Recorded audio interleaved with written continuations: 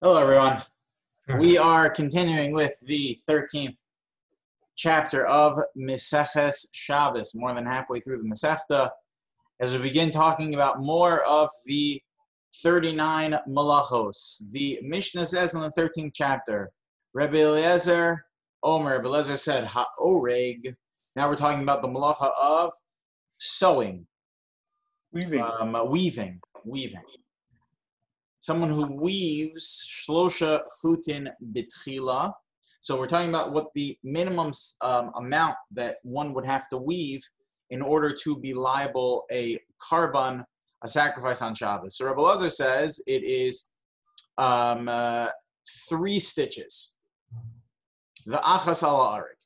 So 3 stitches have to be woven in order for you to be liable. But if you already have a woven garment, and you add on 1 more stitch, that is, you add 1 more thread onto the already woven fabric, that you would be liable for. Okay, so over here we have Rabbi Elazar's opinion that, generally speaking, it is 3 weaves in order for you to be liable weaving on Shabbos. There has to be 3 threads that you weave. But if you already have a garment in place, then all it would take would be 1. The Chachamim say, bein b'tchila, bein b'sof, whether it is in the beginning or at the end, meaning you, whether the garment is there already or you're just starting out making the garment, shiuro beis chutin.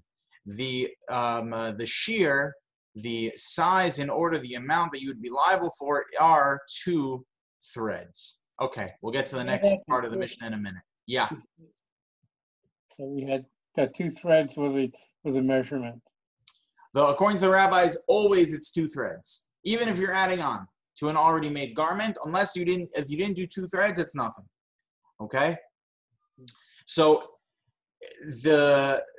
if you take a minute to analyze the Gemara, and this is pointed out by the Milunil, that you see that Rabbi Eliezer and the Chachamim are arguing on 2 points.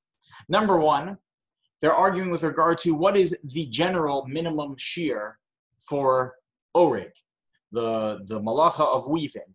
According to Rabbi Eliezer, it's 3, and according to the Chachamim, it's 2. So in this scenario, Rabbi Eliezer is more makel, he's more lenient than the rabbis, right? But then, when it comes to adding on to an already made garment, the opinions flip. The Chachamim become more lenient than Rabbi Elazar, because Rabbi Elazar says when you're adding on, hi Jack, good to see you. Hi. According to Rabbi Elazar, when you're adding on a stitch, so then all you need to add on is just 1 to a pre-existing garment. But according to the rabbis, even in that scenario, you need to add on 2. So you see that they flipped.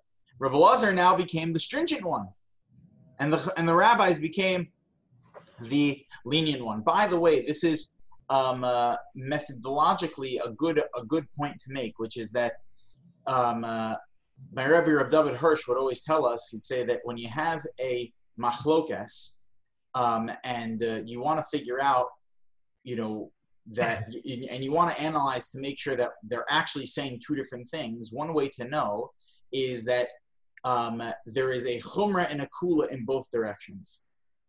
That the opinion is, when you isolate one of the opinions, so there are going to be leniencies with regard to that opinion and stringencies with regard to that opinion.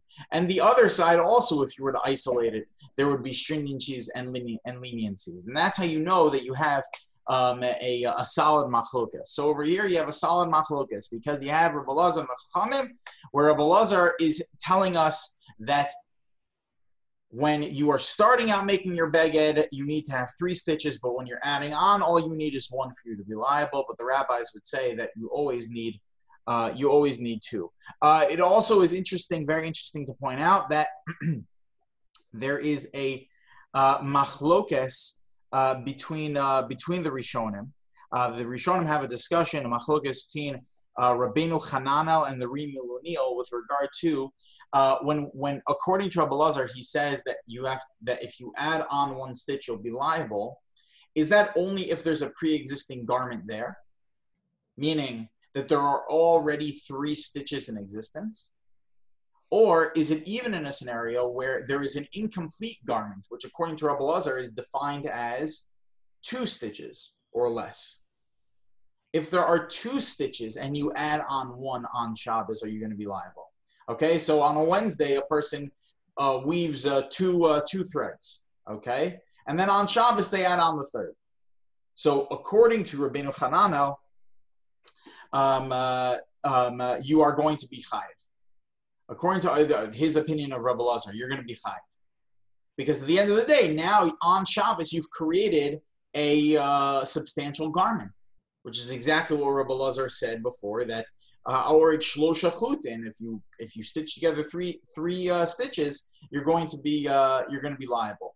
So Rabbeinu Hananel is taking that a step further and saying, even if there were only 2 in existence before Shabbos and you add on the 3rd on Shabbos, even in that scenario, you're going to be liable. However, the Rimuluniel argues and says, no, when you're adding on only one, it's only if there is a pre-existing full garment, which is defined by at least 3 stitches according to Rabbi Lazar. But as we mentioned before, according to the rabbis, the shear is 2 stitches regardless. So the question that we have to ask ourselves, as we always do when we analyze a Mishnah, which is what is the driving force behind the opinion of Rabbi Lazar, who says 3 when you're starting out, or 1 when you're adding on, versus the rabbis that say 2 every single time. What are they really arguing about? So if we take a look at by the way, just to give a visual, I thought this was very helpful. On Monday, when you guys go through the Mishnah, I would recommend using this website. It's called dafhachayim.org, I think. Dafhachayim.org or .com, dafhachayim.org. Okay? It is a absolutely wonderful website that really helps you understand the graphics of the Mishnah of what's being discussed. Okay, so he goes through the Mishnah over here in illustrated fashion. That Rabbi Lazar Omer ha'orik shlosha chutim b'chila va'achas al ha'orik chayev. Okay, so according to Rabbi Lazar, it's 3 stitches right away, or you add on 1 in order to be liable. Okay, so here we go. According to Rabbi Lazar, 3, 1, 2, 3, in order for you to be liable, 1, 2, 3.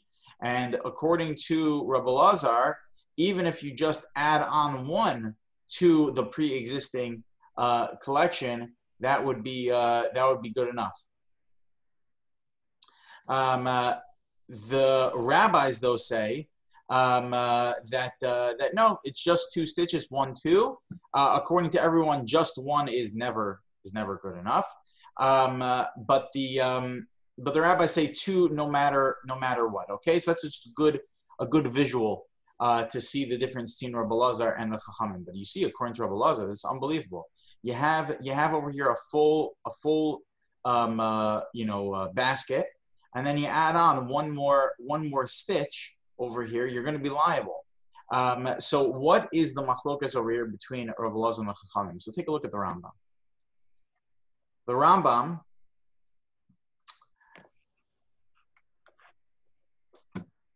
writes the following. Okay, this is based on the Mishnah that we saw earlier.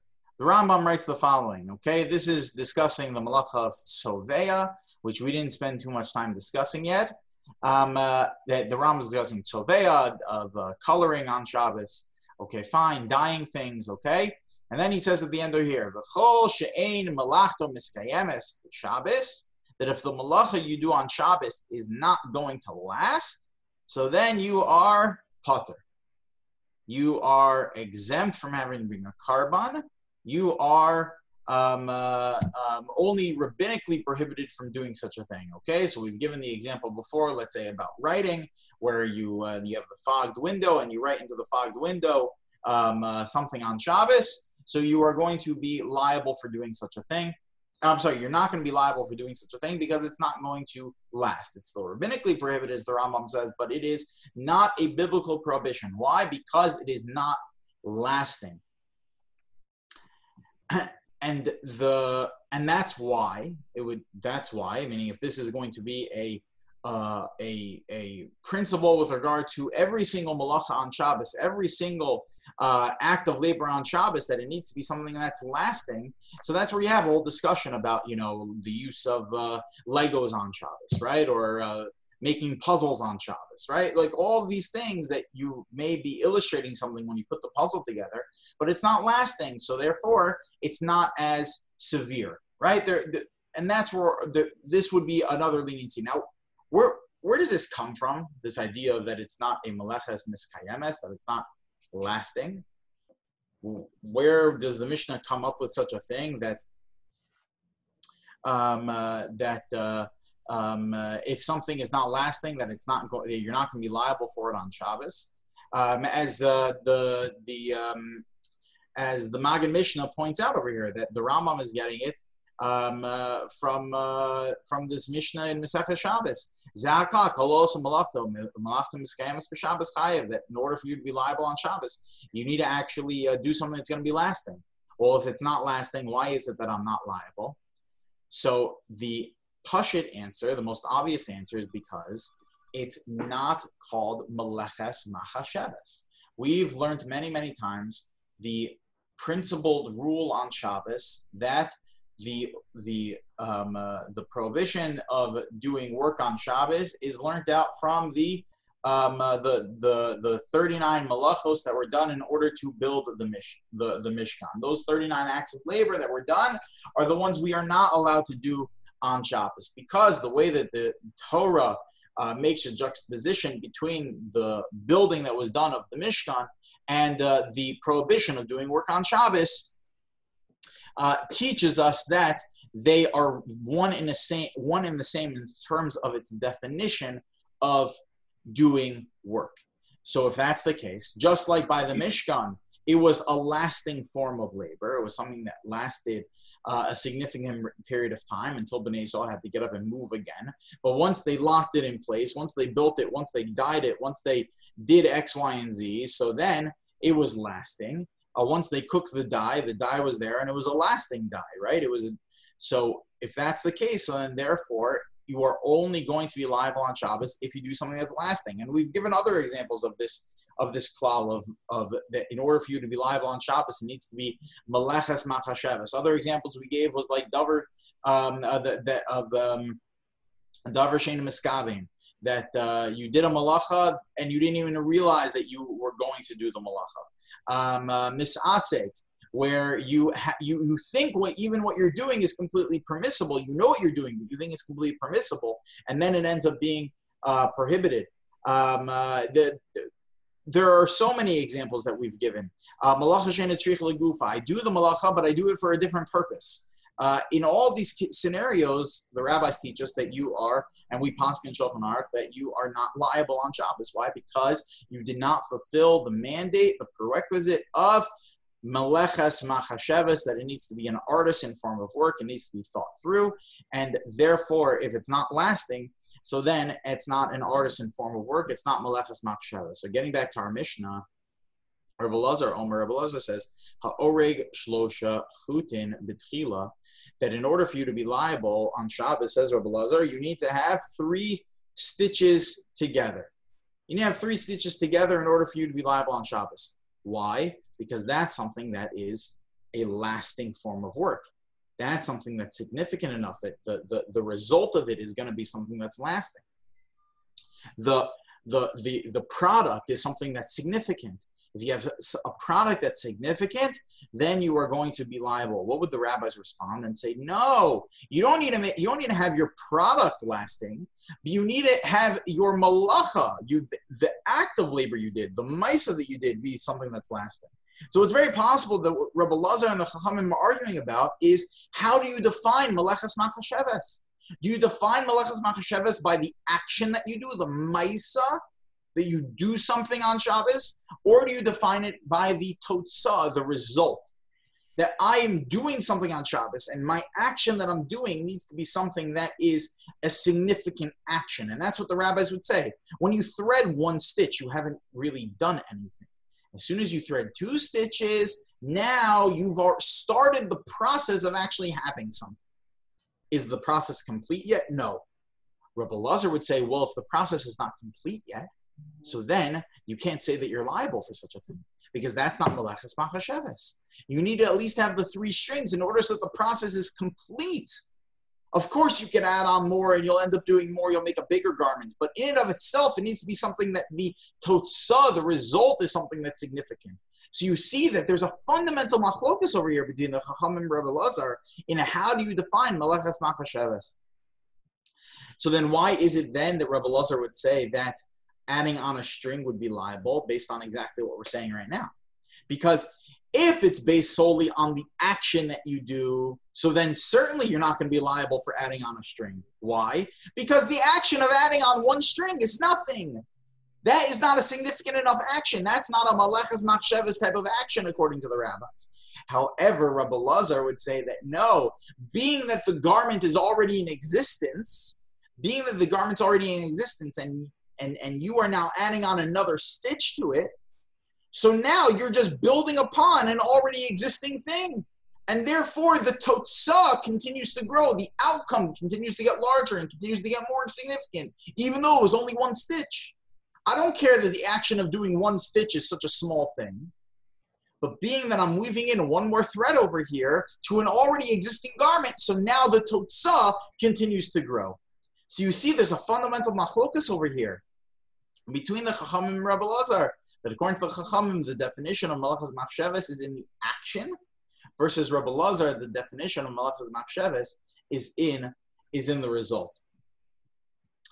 Okay, let's continue on to the next part of the Mishnah. Was that clear? Do you guys have any questions?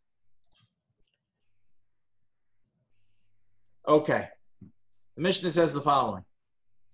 Ha'oseh shnei batei nirin. All right, so if you have, if someone sets up the header for the weaver station. Okay, so you have here. Now let me show you on the picture. Okay, so here is the batei nirin. Okay, these over here, these eye loops are called batei nirin. Okay, and that's what they thread the other string through in order so that, you know, as you're sending, I forget what it's called, the thing where you send through the textile machine, that is going to catch onto the other strings, and that's how you're going to weave together, right? So setting it up by threading the strings through these holes, that in and of itself is a malacha. So before you even sew anything, or before you weave anything, this in and of itself would be a malacha, okay? So you are taking the strings and putting it through these holes. As long as you put it through 2, that is going to be a malacha. Why 2? Because if you only did 1, you're not going to be able to do anything with that. Nothing's going to last. You need at least 2 for this to function properly, okay? So oshna shnei batei nirin, benirin, with heedles, bekirus, in akirus, benafa, sifter, bekavra, ubasal, chayev. That if you're doing this in a loom in order to create any sort of thing, you're doing it to create some sort of a sleeve or a basket, a curtain of some sort, so you are going to be chayev. Okay, so again, just to take a look at the illustration. So you, so no matter what you're doing it for, but you set up the mechanism as such. This malacha is probably, of all the 39 malachos, the one that comes up least practically today, unless you are working in a textile factory and setting these things up. I don't know people that are setting these things up in their homes anymore, or other applications of this malacha. There is a sefer. It's a very, very small sefer, very thin sefer, that goes through like 5 or 6 practical shilas pertaining to this malacha of ha'oseh shnei batei nirin. We're not going to spend time on it right now because It really does not come up practically that often. Va'atofer beis tefiros. Okay, now we've spoken about weaving. Now we're going to talk about stitching. Okay, so you stitch together 2 stitches. Va'korei almanas litfor, or if you tear in order to sew 2 stitches, you are going to be liable. You take a look at the illustration, okay, just putting in 1 stitch is not enough. You have to put in 2 stitches. If you tear, it would need to be the amount in order so that you could tear 2 tefiros. Now, we're going to see a Mishnah later, the very next Mishnah,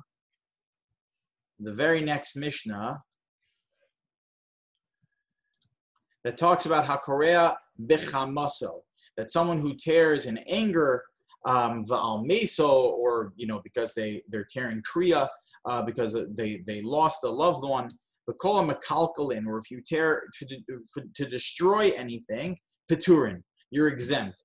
You are not liable for to have to bring a carbon on Shabbos. If you do a destructive act, you're not going to be liable. Why? Again, based on what we said before, meleches machasheves. That's not what they did when they were building the Mishkan. They weren't destroying things. They were fixing things. They were putting things together. They were creating things, not destroying things. So then if that's the case, why is it then that our Mishnah just now told me that we know that one of the 39 malachos is hatofer beis tefiros v'hakorea almanas litfor. You tear in order to stitch. So the Rishonim explained it's because the tearing in this context is constructive. It's not destructive. And by the way, the other Mishnah, right? The Mishnah of in the 7th chapter, where it lists the 39 malachos. So another one of the 39 malachos is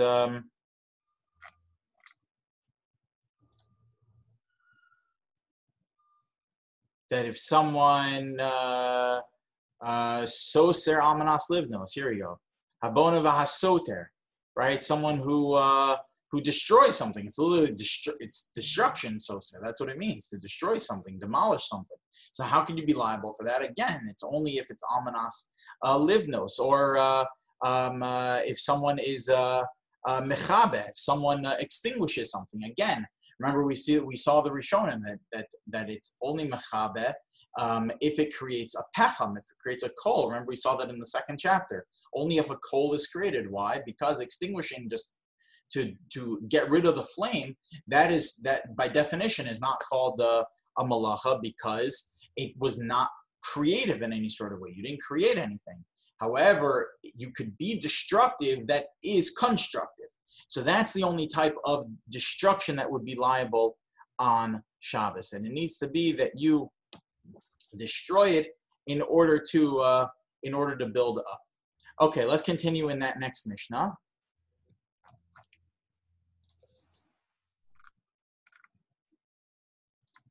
So again, the Mishnah said, hakorea b'chamaso, someone who tears in anger va'al meso, and over their deceased. V'kola mekalkal and betura, anyone that destroys something, you are going to be patur. However, if ha'mekalkal almanas l'sakein, however, if you're destroying in order to repair something, shiyuro kib misakein, you're liable for the amount you needed to do in order to fix. That's exactly what we explained just now. Shir hamalabein, the minimum one would need to do of whitening, or the malacha of menapetz, which is combing or detangling, or dyeing, or spinning, kemale rachav hasit kafu,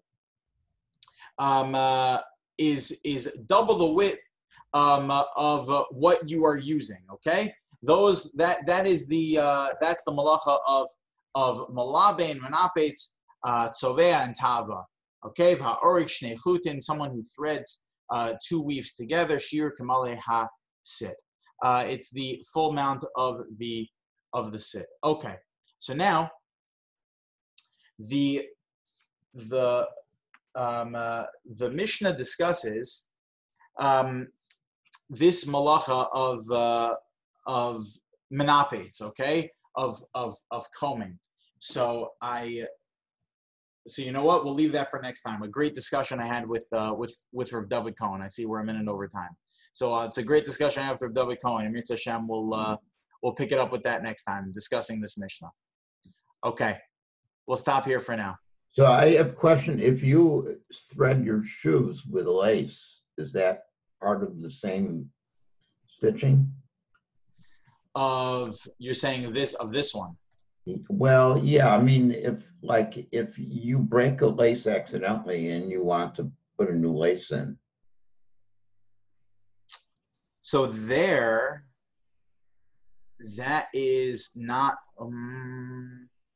It's not by definition permanent, because you aren't necessarily tying your shoes with a double knot. Correct. Yeah. Right. Yeah. Meaning it would only be permanent if you end up tying your shoes in such a way that would leave it permanent. Mm-hmm. Right? Yeah. So you're really not creating, you're adding to a temporary knot, basically. You're creating it. Yeah. You're creating a temporary knot. Yeah. Yeah. Okay. Yeah. That's going to be discussed more in the 15th chapter. Or the 14th chapter. Next chapter. Yeah. We have to discuss shoelaces. Yeah. All right. We'll stop here. Yeah. Very good. Right. Thank you. Thanks, guys. Bye-bye.